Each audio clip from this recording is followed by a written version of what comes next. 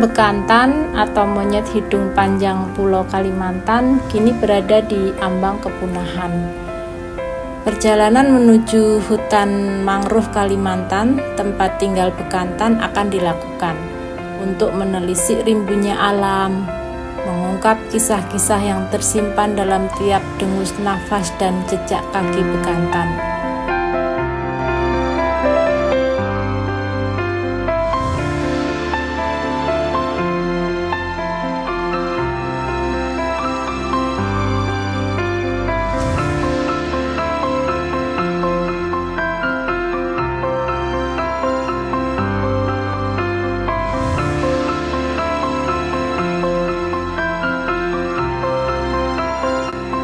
Bekantan atau Nassalis lavartus adalah primata endemik yang sangat penting bagi ekosistem hutan bakau di Kalimantan.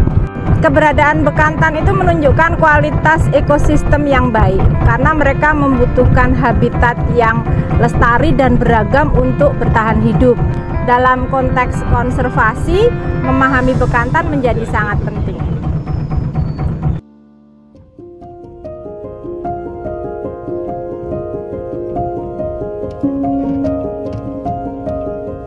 Kalau berbicara tentang penelitian, memang kita melihat kondisi di lapangan, kondisi populasi bekantan, Bu. Jadi sebenarnya apa sih yang menyebabkan terjadinya penurunan populasi bekantan gitu kan? Ada faktor internal, ada faktor eksternalnya.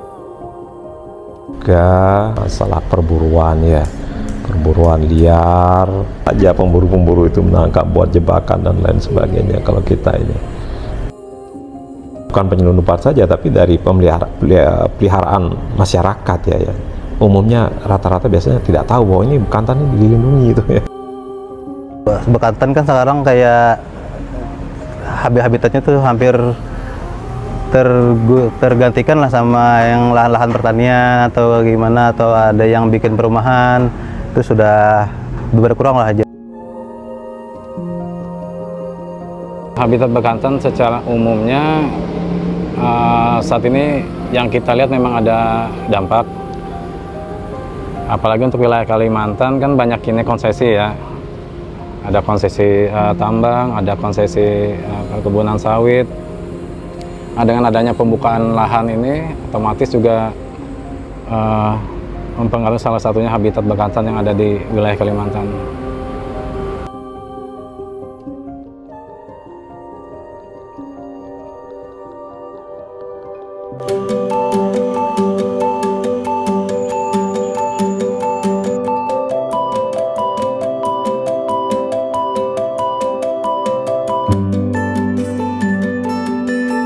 Jadi saya sama teman-teman waktu itu kita bentuk grup kecil dan itu masih sifatnya komunitas. Jadi sebenarnya komunitasnya seperti kelompok belajar. Lalu kita mencoba untuk mengedukasi masyarakat Kalimantan Selatan. Kenapa jadi diedukasi? Karena waktu itu kita survei awal, pas kita ke jalan-jalan nih ke Siring gitu, ke tempat terbuka lah. Kita tanya ke masyarakat, tahu nggak tentang bekantan? Ternyata banyak yang nggak tahu. Itu juga yang kita edukasi, tapi memang menyadarkan masyarakat menunggu proses pertumbuhan mangrove rambai ya. 3-5 tahun baru mereka ngeh bahwa ternyata manfaatnya besar. Mereka ada nelayan, tapi akhirnya banyak yang berhenti karena tidak ada ikan dan udah nggak lagi. Mereka udah sadar bahwa ternyata nggak bisa nyari ikan karena memang pohonnya udah habis ditebang gitu. Dan ketika kita memberikan edukasi, mereka memiliki semangat kembali. Kita ajarin kemarin itu untuk cara pembibitan mangrove rambai gitu.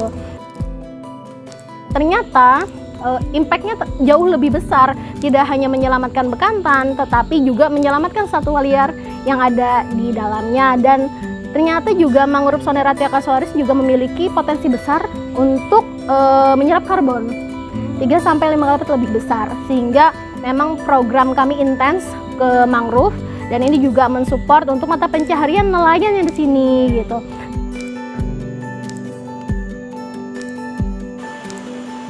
Yang Banjarmasin itu kalau kita lihat sebenarnya full sudah pemukiman dan aktivitas industri dan lain-lainnya, Bu. nggak memungkinkan deh kayaknya kalau bekantan bertahan gitu. Tapi kami menemukan jejak-jejak keberadaan populasi bekantan di Banjarmasin, dan sisa-sisa hutan mangrove ramai ini masih ada. Jadi itu yang kami coba bekerja sama dengan masyarakat mengembalikan ekosistem. Siapa tahu nanti mungkin 5 tahun ke depan, 10 tahun ke depan bekantan bisa kembali. Karena bekantan kan bisa migrasi gitu. Melalui proses pergerakannya di air, dia satu-satunya primata yang bisa berenang. Ketika kita menambah pemasukan mereka melalui pengembangan ekowisata, mereka terasa. Karena teman-teman wisatawan minat khusus yang datang ke kawasan ini secara tidak langsung juga berkontribusi untuk mendukung perekonomian masyarakat di sini. Dari penyediaan kelotok tadi atau perahu motor, kemudian juga penyediaan kuliner. Karena di sini khasnya kita kampungnya atau desa di sini kelapa, Bu. Dan juga sebenarnya kalau musim di akhir tahun itu ada mangga kuini dan kasturi yang endemik Kalimantan.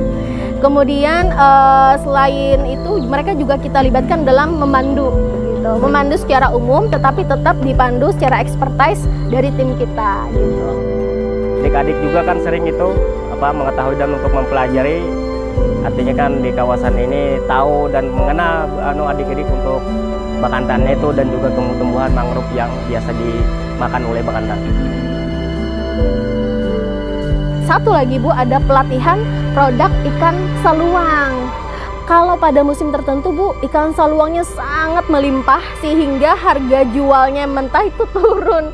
Lalu kita berpikir bersama bagaimana caranya menaikkan nilai ekonominya, bisa digunakan atau bisa dibuat dengan menggunakan ini produk tadi, ikan saluang crispy gitu pengolahannya. Sedikit banyak ada membantu perekonomian masyarakat yang di sekitar.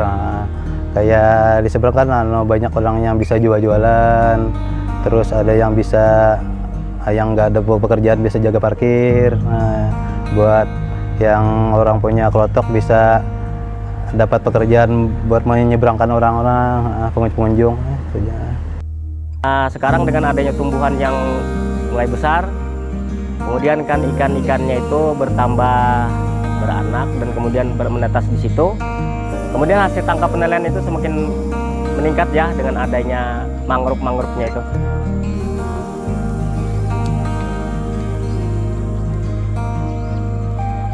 Jadi ketika kita mengembalikan sebuah ekosistem, ternyata banyak satwa liar rame datang ke sini. Jadi semacam suaka gitu ya, Bu. Dan satu sisi bersyukur, tapi satu sisi ini menjadi tantangan besar gitu, karena wah, ini ada amanah baru nih. Ini kelompok berang-berang datang ke sini rame, kelompok lutung juga ada 2 kelompok yang besar datang ke sini. Kelompok bekantan juga dugaan kami ini juga ada masukan dari kelompok yang lain. Nah, ini juga salah satu yang untuk menjaga keseimbangan ekosistem di sini.